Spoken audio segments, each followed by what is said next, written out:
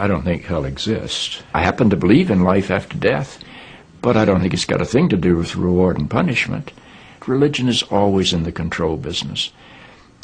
And that's something people don't really understand. It's in the guilt-producing control business.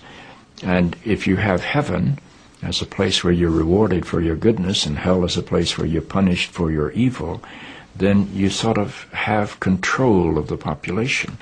And so they create this fiery place, which has quite literally scared the hell out of a lot of people throughout Christian history. Mm-hmm. And it's part of a control tactic. But wait a minute, you're saying that hell, the idea of a place under the earth or somewhere where you're tormented for an eternity, is actually an invention of the church? I think the church fired its furnaces hotter than anybody else. But I think there's a sense in most religious life of reward and punishment in some form. The church doesn't like for people to grow up, because you can't control grown-ups. That's why we talk about being born again.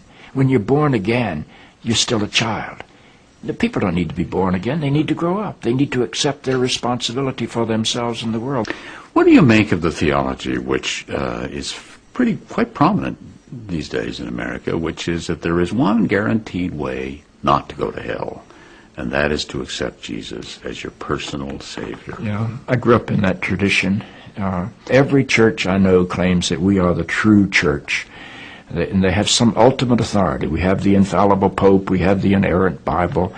The idea that the truth of God can be bound in any human system, by any human creed, by any human book, is almost beyond imagination for me. I mean, God is not a Christian.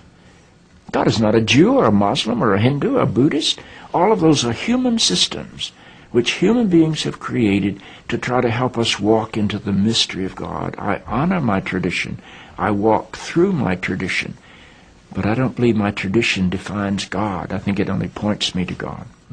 You and I are emerging people, not fallen people. Our problem is not that we are born in sin. Our problem is we do not yet know how to achieve being fully human. The function of the Christ is not to rescue the sinners, but to empower you and to call you to be more deeply and fully human than you've ever realized there was the potential within you to be. Maybe salvation needs to be conveyed in terms of enhancing your humanity rather than rescuing you from it. Life is a startling and wondrous experience.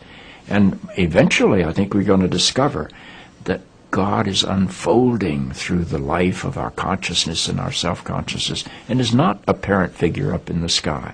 But I believe because I'm related to something that is not bound by time and space, that I will share in whatever God's eternity is.